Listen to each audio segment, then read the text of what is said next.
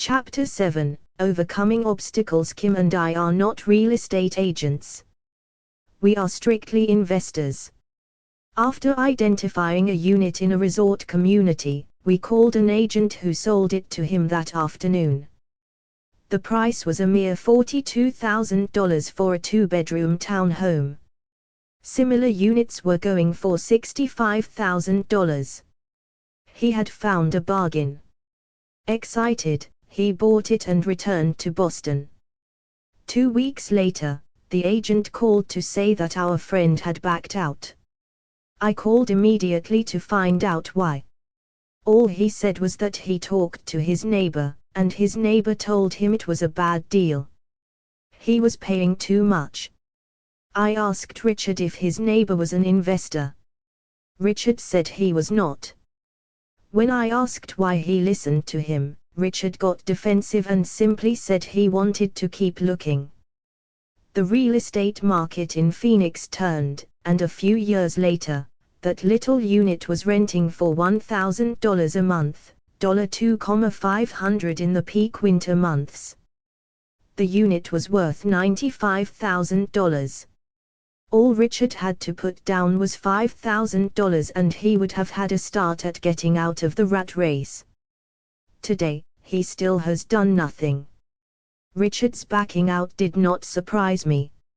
It's called buyer's remorse, and it affects all of us. The little chicken won, and a chance at freedom was lost. In another example, I hold a small portion of my assets in tax lien certificates instead of CDS. I earn 16% per year on my money, which certainly beats the interest rates banks offer on CDS. The certificates are secured by real estate and enforced by state law, which is also better than most banks. The formula they are bought on makes them safe. They just lack liquidity. So I look at them as 2 to 7 year CDS. Almost every time I tell someone that I hold my money this way, especially if they have money in CDS, they will tell me it's risky. They tell me why I should not do it. When I ask them where they get their information, they say from a friend or an investment magazine. They've never done it, and they're telling someone who's doing it why they shouldn't. The lowest yield I look for is 16%, but people who are filled with doubt are willing to accept a far lower return. Doubt is expensive. 136 Rich Dad Poor Dad. My point is that it's those doubts and cynicism that keep most people poor and playing it safe. The real world is simply waiting for you to get rich. Only a person's doubts keep them poor. As I said, getting out of the rat race is technically easy. It doesn't take much education, but those doubts are cripplers for most people. Cynics never win, said Rich Dad. Unchecked doubt and fear creates a cynic. Cynics criticize, and winners analyze was another of his favorite sayings. Rich Dad explained that criticism blinded while analysis opened eyes. Analysis allowed winners to see that critics were blind, and to see opportunities that everyone else missed. And finding what people miss is key to any success. Real estate is a powerful investment tool for anyone seeking financial independence or freedom. It is a unique investment tool. Yet every time I mention real estate as a vehicle, I often hear, "I don't want to fix toilets." That's what Peter Lynch calls noise. That's what my rich dad would say is the cynic talking, someone who criticizes and does not analyze. Someone who lets their doubts and fears close their mind instead of open their eyes. So when someone says, "I don't want to fix toilets, I want to fire back," what makes you think I want to? They're saying a toilet is more important than what they want. I talk about freedom from the rat race, and they focus on toilets. That is the thought pattern that keeps most people poor. They criticize instead of analyze. "I don't once hold the key to your success," Rich Dad would say. "Because I, too, do not want to fix toilets, I shop hard for a property manager who does fix toilets. And by finding a great property manager who runs houses or apartments, well, my cash flow goes up. But, more importantly, a great property manager allows me to buy a lot more real estate since I don't have to fix toilets. A great property manager is key to success in real estate. Finding a good manager is more important to me than the real estate. A great property manager often hears of great deals before real estate agents do, which makes them even more valuable.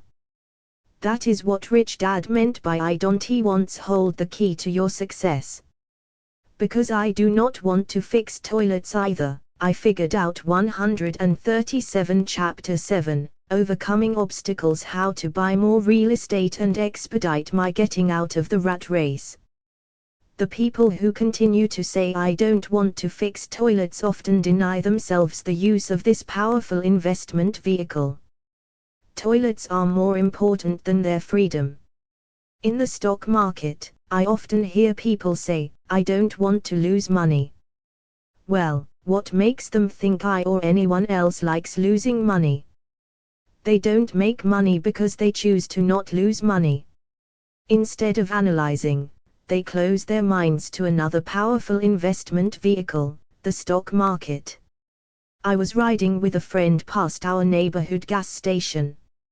He looked up and saw that the price of gas was going up and thus the price of oil. My friend is a worrywart or a chicken little. To him, the sky is always going to fall, and it usually does, on him. When we got home, he showed me all the stats as to why the price of oil was going to go up over the next few years, statistics I had never seen before, even though I already owned substantial shares of an existing oil company. With that information, I immediately began looking for and found a new, undervalued oil company that was about to find some oil deposits. My broker was excited about this new company, and I bought 15,000 shares for 65 cents per share. 3 months later, this same friend and I drove by the same gas station, and sure enough, the price per gallon had gone up nearly 15%. Again, the chicken little worried and complained.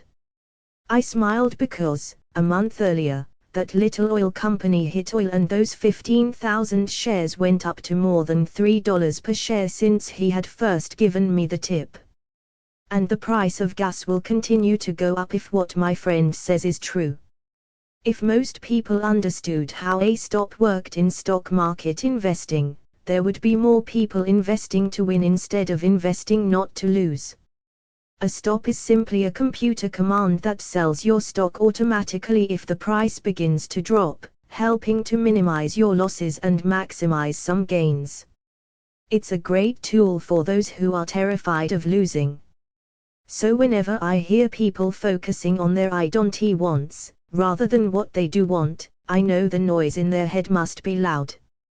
Chicken Little has taken over their brain and is yelling, the sky is 138 rich dad poor dad falling, and toilets are breaking. So they avoid their don't wants, but they pay a huge price. They may never get what they want in life. Instead of analyzing, their inner Chicken Little closes their mind. Rich Dad gave me a way of looking at Chicken Little. Just do what Colonel Sanders did. At the age of 66, he lost his business and began to live on his Social Security check. It wasn't enough. He went around the country selling his recipe for fried chicken. He was turned down 1,009 times before someone said yes. And he went on to become a multimillionaire at an age when most people are quitting. He was a brave and tenacious man, Rich Dad said of Harlan Sanders. So when you're in doubt and feeling a little afraid, just do what Colonel Sanders did to his little chicken. He fried it. Overcoming laziness. Busy people are often the most lazy. We have all heard stories of a businessman who works hard to earn money. He works hard to be a good provider for his wife and children. He spends long hours at the office and brings work home on weekends. One day he comes home to an empty house. His wife has left with the kids. He knew he and his wife had problems, but rather than work to make the relationship strong, he stayed busy at work. Dismayed, his performance at work slips and he loses his job. Today, I often meet people who are too busy to take care of their wealth. And there are people too busy to take care of their health. The cause is the same. They're busy, and they stay busy as a way of avoiding something they do not want to face. Nobody has to tell them. Deep down they know. In fact, if you remind them, they often respond with anger or irritation. If they aren't busy at work or with the kids, they are often busy watching TV, fishing, playing golf, or shopping. Yet deep down they know they are avoiding something important. That's the most common form of laziness by staying busy. So what is the cure for laziness? The answer is, a little greed. For many of us, we were raised thinking of greed or desire as bad. Greedy people are bad people, my mom used to say. Yet we all have inside of us this yearning to have nice, new, or exciting things. 139 Chapter 7, Overcoming Obstacles. So to keep that emotion of desire under control, often parents find ways of suppressing that desire with guilt. You only think about yourself. Don't you know you have brothers and sisters, was one of my mom's favorites. You want me to buy you what, was a favorite of my dad. Do you think we're made of money? Do you think money grows on trees? We're not rich people, you know. It wasn't so much the words, but the angry guilt trip that went with the words that got to me. Or the reverse guilt trip was the I'm sacrificing my life to buy this for you. I'm buying this for you because I never had this advantage when I was a kid. I have a neighbor who is stone broke but can't park his car in his garage. The garage is filled with toys for his kids. Those spoiled brats get everything they ask for.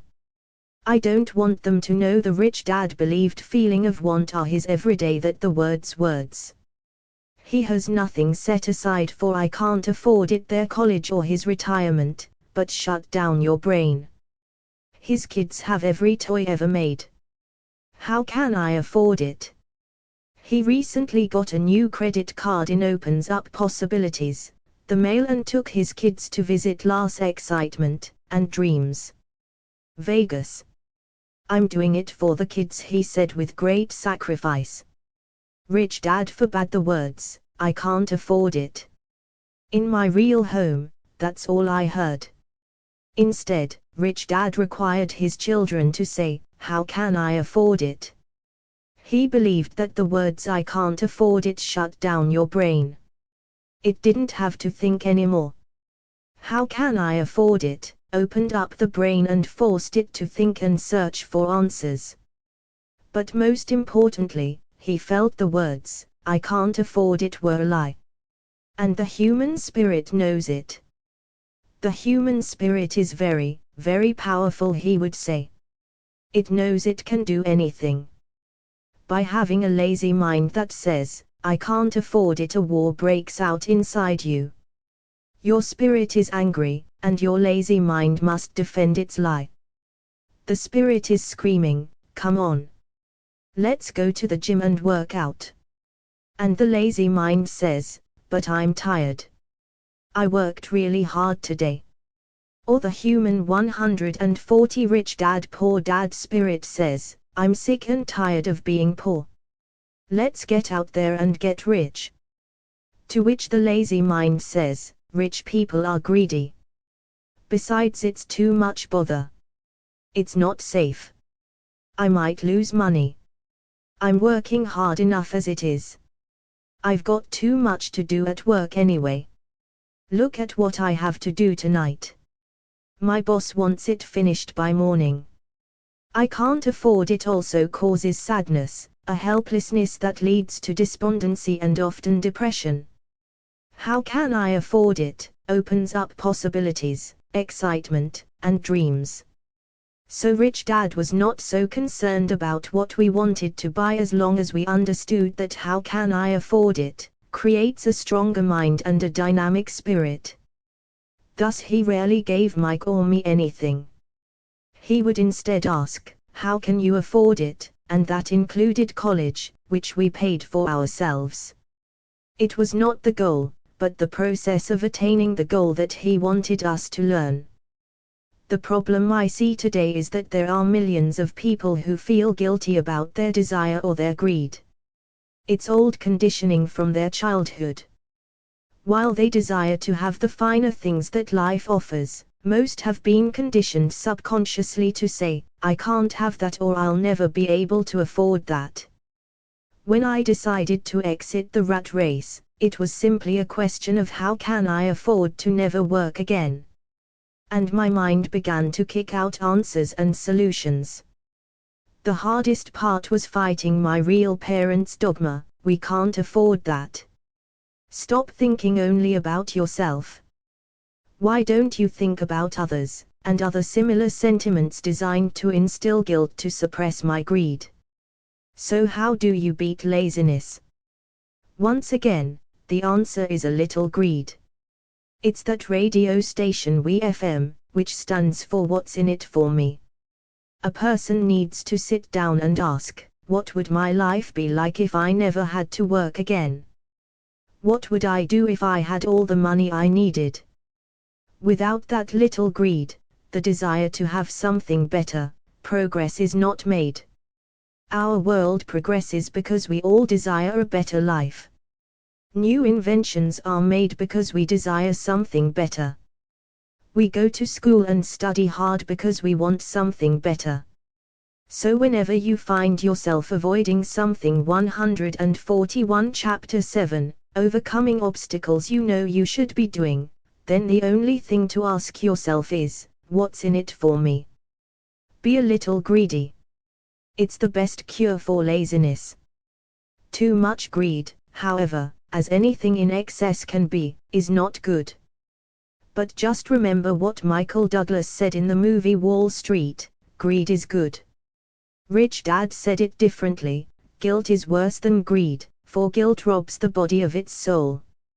I think Eleanor Roosevelt said it best, do what you feel in your heart to be right, for you'll be criticized anyway. You'll be damned if you do, and damned if you don't. Overcoming bad habits. Our lives are a reflection of our habits more than our education. After seeing the movie Conan the Barbarian, starring Arnold Schwarzenegger, a friend said, I'd love to have a body like Schwarzenegger. Most of the guys nodded in agreement. I even heard he was really puny and skinny at one time, another friend added. Yeah, I heard that too, another one said. I heard he has a habit of working out almost every day in the gym. Yeah, I'll bet he has too. Nah, said the group cynic. I'll bet he was born that way. Besides, let's stop talking about Arnold and get some beers. This is an example of habits controlling behavior. I remember asking my rich dad about the habits of the rich. Instead of answering me outright, he wanted me to learn through example, as usual. When does your dad pay his bills? Rich Dad asked. The first of the month, I said. Does he have anything left over? He asked. Very little, I said. That's the main reason he struggles, said Rich Dad. He has bad habits. Your dad pays everyone else first. He pays himself last, but only if he has anything left over. Which he usually doesn't, I said. But he has to pay his bills, doesn't he? You're saying he shouldn't pay his bills. 142 Rich Dad Poor Dad. Of course not, said Rich Dad. I firmly believe in paying my bills on time. I just pay myself first. Before I pay even the government. But what happens if you don't have enough money? I asked. What do you do then?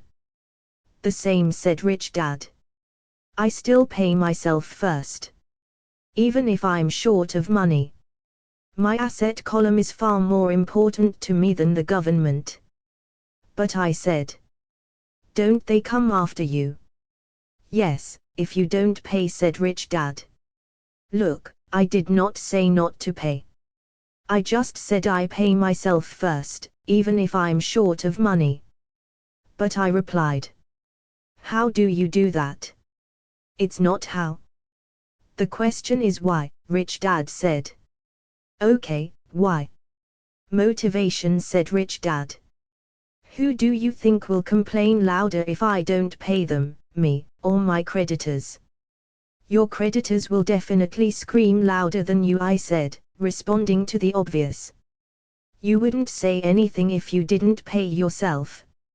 So you see, after paying myself, the pressure to pay my taxes and the other creditors is so great that it forces me to seek other forms of income. The pressure to pay becomes my motivation. I've worked extra jobs, started other companies, traded in the stock market, anything just to make sure those guys don't start yelling at me. That pressure made me work harder, forced me to think, and all in all, made me smarter and more active when it comes to money. If I had paid myself last, I would have felt no pressure, but I'd be broke. So it is the fear of the government or other people you owe money to that motivates you. That's right, said Rich Dad. You see, government bill collectors are big bullies. So are bill collectors in general. Most people give in to these bullies. They pay them and never pay themselves. You know the story of the 98-pound weakling who gets sand kicked in his face. I nodded. I see that ad for weightlifting and bodybuilding lessons in the comic books all the time. 143 Chapter 7, Overcoming Obstacles. Well, most people let the bullies, if I pay myself first, kick sand in their faces. I decided to get financially stronger, use the fear of the bully to make me mentally and fiscally stronger. Others get weaker. Forcing myself to think about how to make extra money is like going to the gym and working out with weights. The more I work my mental money muscles out, the stronger I get. Now I'm not afraid of those bullies. I liked what Rich Dad was saying. So if I pay myself first, I get financially stronger, mentally and fiscally. Rich Dad nodded. And if I pay myself last, or not at all, I get weaker.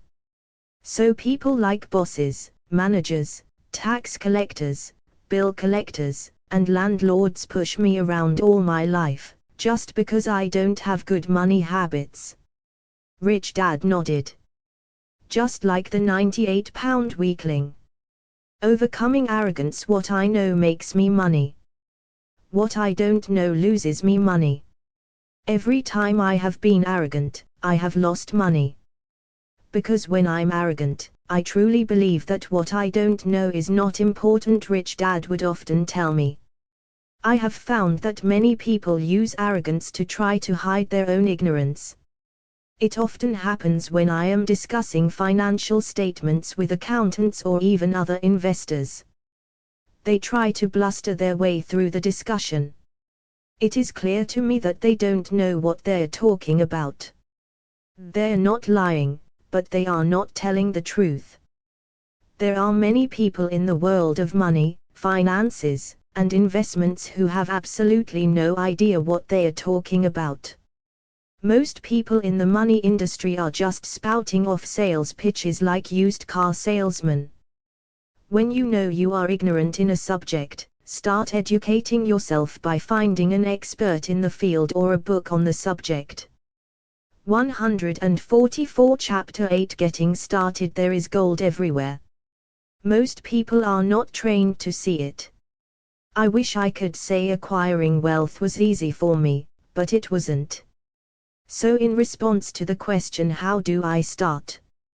I offer the thought process I go through on a day-to-day basis. It really is easy to find great deals. I promise you that. It's just like riding a bike. After a little wobbling, it's a piece of cake. But when it comes to money, it takes determination to get through the wobbling. That's a personal thing. To find million-dollar deals of a lifetime requires us to call on our financial genius. I believe that each of us has a financial genius within us. The problem is that our financial genius lies asleep, waiting to be called upon. It lies asleep because our culture has educated us into believing that the love of money is the root of all evil. It has encouraged us to learn a profession so we can work for money, but failed to teach us how to have money work for us. It taught us not to worry about our financial future because our company or the government would take care of us when our working days are over. However, it is our children, educated in the same school system, who will end up paying for this absence of financial education. The message is still to work hard, earn money, and spend it, and when we run short, we can always borrow more. Unfortunately, 90% of the Western world subscribes to the above dogma, simply because it's easier to find a job and work for money.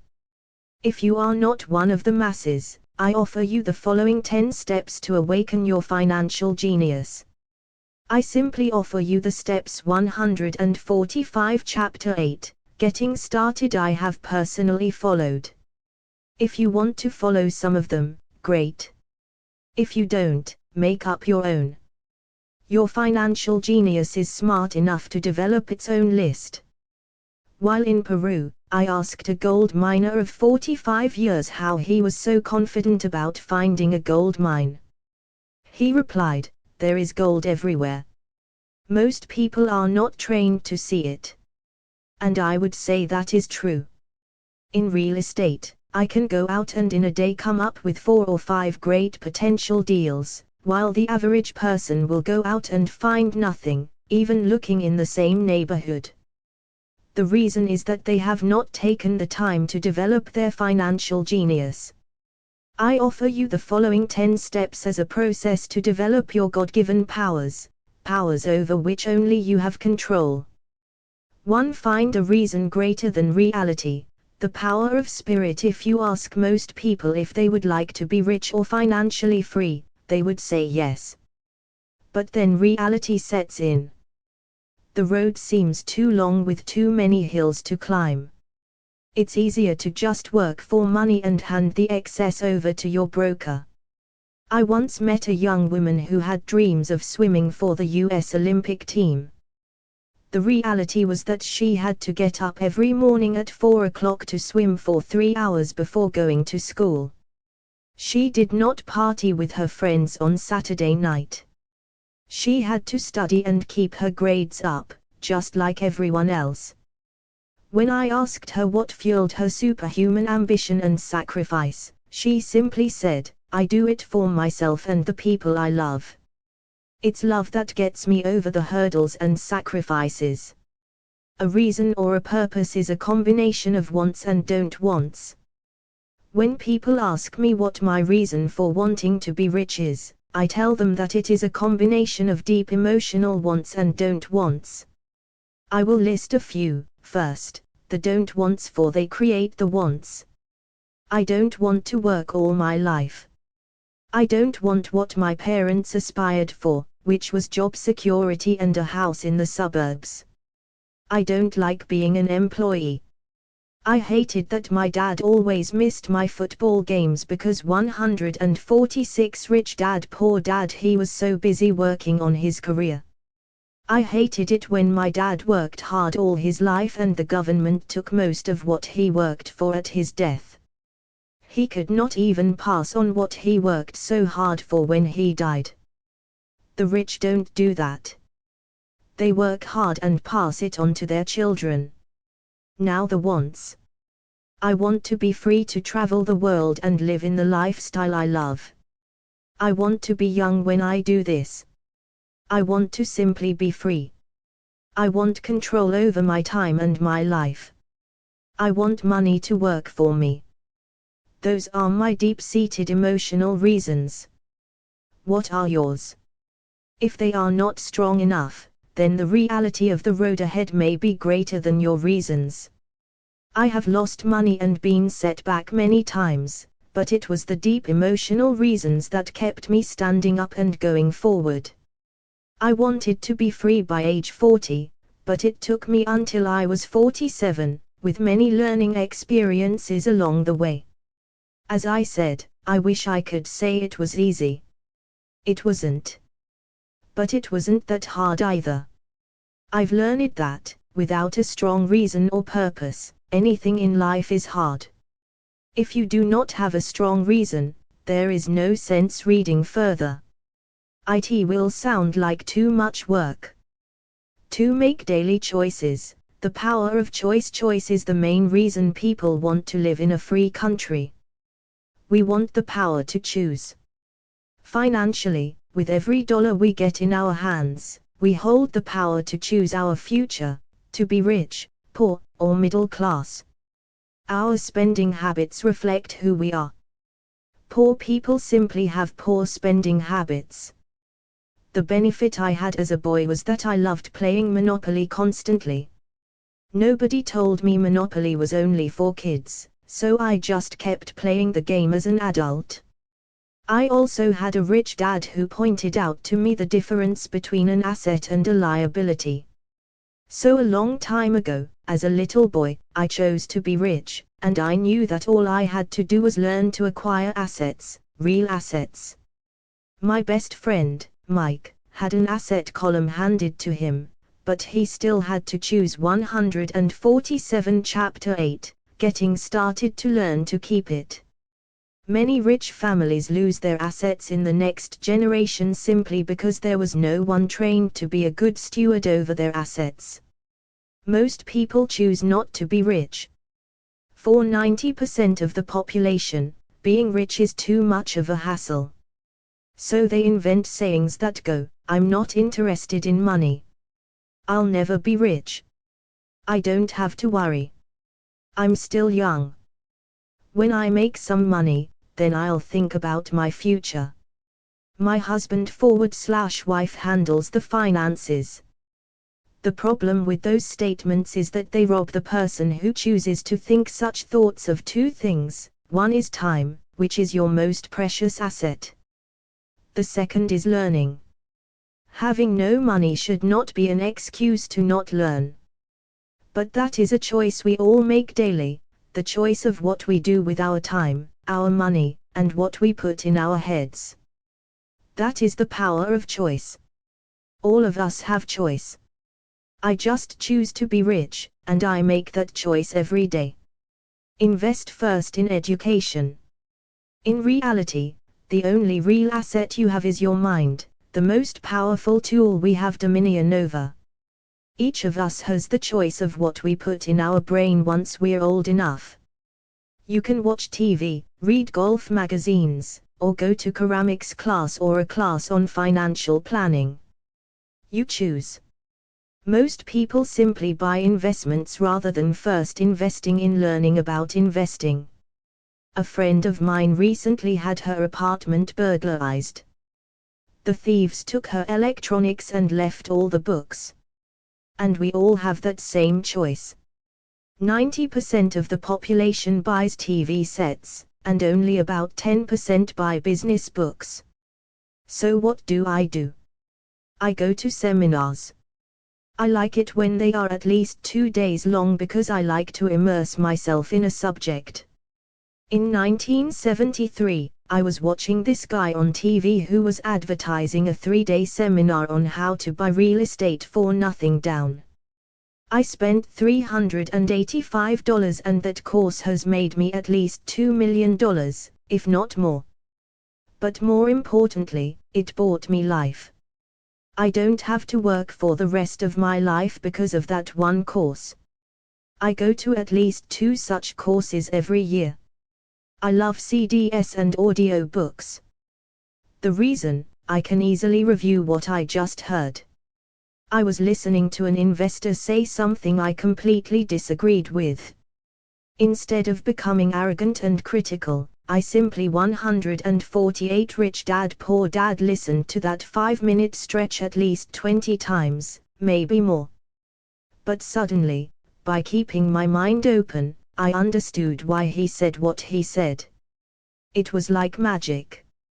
I felt like I had a window into the mind of one of the greatest investors of our time. I gained tremendous insight into the vast resources of his education and experience. The net result, I still have the old way I used to think, and I now have a new way of looking at the same problem or situation.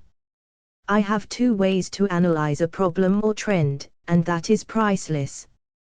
Today, I often say, how would Donald Trump do this, or Warren Buffett or George Soros? The only way I can access their vast mental power is to be humble enough to read or listen to what they have to say. Arrogant or critical people are often people with low self-esteem who are afraid of taking risks. That's because, if you learn something new, you are then required to make mistakes in order to fully understand what you have learned. If you have read this far, arrogance is not one of your problems. Arrogant people rarely read or listen to experts. Why should they? They are the center of the universe. There are so many intelligent people who argue or defend when a new idea clashes with the way they think. In this case, their so-called intelligence combined with arrogance equals ignorance. Each of us knows people who are highly educated, or believe they are smart, but their balance sheet paints a different picture. A truly intelligent person welcomes new ideas, for new ideas can add to the synergy of other accumulated ideas. Listening is more important than talking. If that were not true, God would not have given us 2 ears and only 1 mouth. Too many people think with their mouth instead of listening in order to absorb new ideas and possibilities. They argue instead of asking questions. I take a long view on my wealth. I do not subscribe to the get-rich-quick mentality most lottery players or casino gamblers have. I may go in and out of stocks, but I am long on education. If you want to fly an airplane, I advise taking lessons first. I am always shocked at people who buy stocks or real estate, but never invest in their greatest asset, their mind. Just because you bought a house or 2 does not make you an expert at real estate. 149 Chapter 8, Getting Started 3.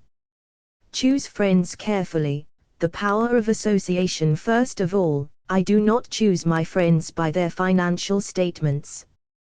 I have friends who have actually taken a vow of poverty as well as friends who earn millions every year. The point is that I learn from all of them. Now, I will admit that there are people I have actually sought out because they had money. But I was not after their money, I was seeking their knowledge. In some cases, these people who had money have become dear friends. I've noticed that my friends with money talk about money. They don't do it to brag. They're interested in the subject. So I learn from them, and they learn from me.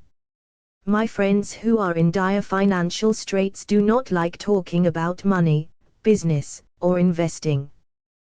They often think it rude or unintellectual. So I also learn from my friends who struggle financially. I find out what not to do. I have several friends who have generated over $1 billion in their short lifetimes. The 3 of them report the same phenomenon. Their friends who have no money have never come to them to ask them how they did it. But they do come asking for one of 2 things, or both, a loan, or a job. Warning: don't listen to poor or frightened people. I have such friends, and while I love them dearly, they are the Chicken Littles of life. To them, when it comes to money, especially investments, it's always, the sky is falling. The sky is falling. They can always tell you why something won't work. The problem is that people listen to them. But people who blindly accept doom and gloom information are also chicken littles. As that old saying goes, birds of a feather flock together. If you watch business channels on TV, they often have a panel of so-called experts. One expert will say the market is going to crash, and the other will say it's going to boom. If you're smart, you listen to both. Keep your mind open, because both have valid points. Unfortunately, most poor people listen to Chicken Little. I have had many close friends try to talk me out of a deal or an investment. Not long ago, a friend told me he was excited because he found a 6% certificate of deposit. I told him I earn 16%, 150 rich dad poor dad from the state government. The next day he sent me an article about why my investment was dangerous. I have received 16% for years now, and he still receives 6%. I would say that one of the hardest things about wealth building is to be true to yourself and to be willing to not go along with the crowd. This is because, in the market, it is usually the crowd that shows up late that is slaughtered. If a great deal is on the front page, it's too late in most instances. Look for a new deal. As we used to say as surfers, there is always another wave. People who hurry and catch a wave late usually are the ones who wipe out. Smart investors don't time the markets. If they miss a wave, they search for the next one and get themselves in position. This is hard for most investors because buying what is not popular is frightening. Timid investors are like sheep going along with the crowd. Or their greed gets them in when wise investors have already taken their profits and moved on. Wise investors buy an investment when it's not popular. They know their profits are made when they buy, not when they sell. They wait patiently. As I said, they do not time the market. Just like a surfer, they get in position for the next big swell. It's all insider trading. There are forms of insider trading that are illegal, and there are forms of insider trading that are legal. But either way, it's insider trading. The only distinction is, how far away from the inside are you? The reason you want to have rich friends is because that is where the money is made. It's made on information. You want to hear about the next boom, get in, and get out before the next bust. I'm not saying do it illegally, but the sooner you know, the better your chances are for profits with minimal risk. That is what friends are for. And that is financial intelligence. Master a formula and then learn a new one, the power of learning quickly in order to make bread. Every baker follows a recipe, even if it's only held in their head. The same is true for making money. Most of us have heard the saying, you are what you eat. I have a different slant. I say, you become what you study. In other words, 151 Chapter 8, Getting Started. Be careful what you learn, because your mind is so powerful that you become what you put in your head. For example, if you study cooking, you then tend to cook. If you don't want to be a cook anymore, then you need to study something else. When it comes to money, the masses generally have one basic formula they learned in school, and it's this: work for money. The predominant formula I see in the world is that every day millions of people get up, go to work, earn money, pay bills, balance checkbooks, buy some mutual funds, and go back to work. That is the basic formula, or recipe. If you're tired of what you're doing, or you're not making enough, it's simply a case of changing the formula via which you make money. Years ago, when I was 26, I took a weekend class called How to Buy Real Estate Foreclosures. I learned a formula. The next trick was to have the discipline to actually put into action what I had learned. That is where most people stop. For 3 years, while working for Xerox, I spent my spare time learning to master the art of buying foreclosures. I've made several $1 million using that formula. So after I mastered that formula, I went in search of other formulas. For many of the classes, I did not directly use the information I learned, but I always learned something new. I have attended classes designed for derivative traders, commodity option traders, and chaologists. I was way out of my league, being in a room full of people with doctorates in nuclear physics and space science. Yet, I learned a lot that made my stock and real estate investing more meaningful and lucrative. Most junior colleges and community colleges have classes on financial planning and buying traditional investments. They are good places to start, but I always search for a faster formula. That is why, on a fairly regular basis, I make more in a day than many people will make in their lifetime. Another side note, in today's fast-changing world, it's not so much what you know anymore that counts, because often what you know is old. It is how fast you learn. That skill is priceless. It's priceless in finding faster formulas, recipes, if you will, for making dough. Working hard for money is an old formula born in the day of cavemen. 152 Rich Dad Poor Dad 5. Pay yourself first. The power of self-discipline. If you cannot get control of yourself, do not try to get rich. It makes no sense to invest, make money, and blow it. It is the lack of self-discipline that causes most lottery winners to go broke soon after winning millions. It is the lack of self-discipline that causes people who get a raise to immediately go out and buy a new car or take a cruise. It is difficult to say which of the 10 steps is the most important. But of all the steps, this step is probably the most difficult to master if it is not already a part of your makeup. I would venture to say that personal self-discipline is the number one delineating factor between the rich, the poor, and the middle class. Simply put, people who have low self-esteem and low tolerance for financial pressure can never be rich. As I have said, a lesson learned from my rich dad was that the world will push you around.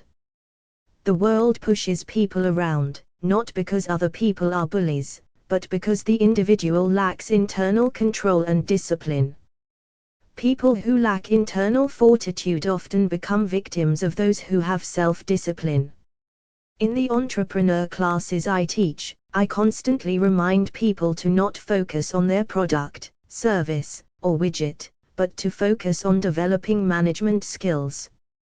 The 3 most important management skills necessary to start your own business are management of 1. Cash flow, 2. People, 3.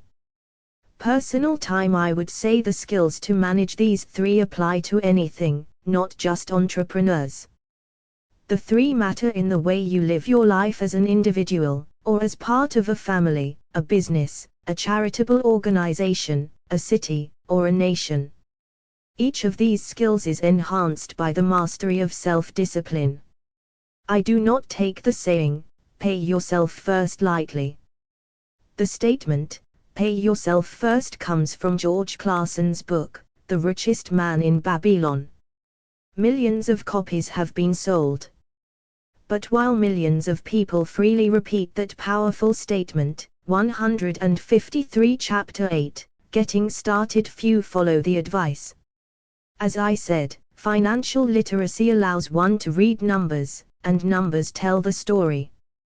By looking at a person's income statement and balance sheet, I can readily see if people who spout the words, "Pay yourself first" actually practice what they preach. A picture is worth 1,000 words.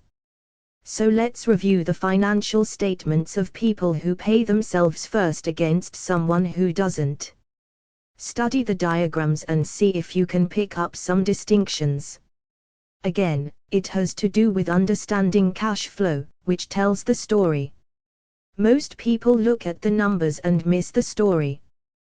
People who pay themselves first: income statement, income, job, salary, expenses, taxes, rent, food, balance sheet, assets, liabilities, save, invest. 154 Rich Dad, Poor Dad. Do you see it?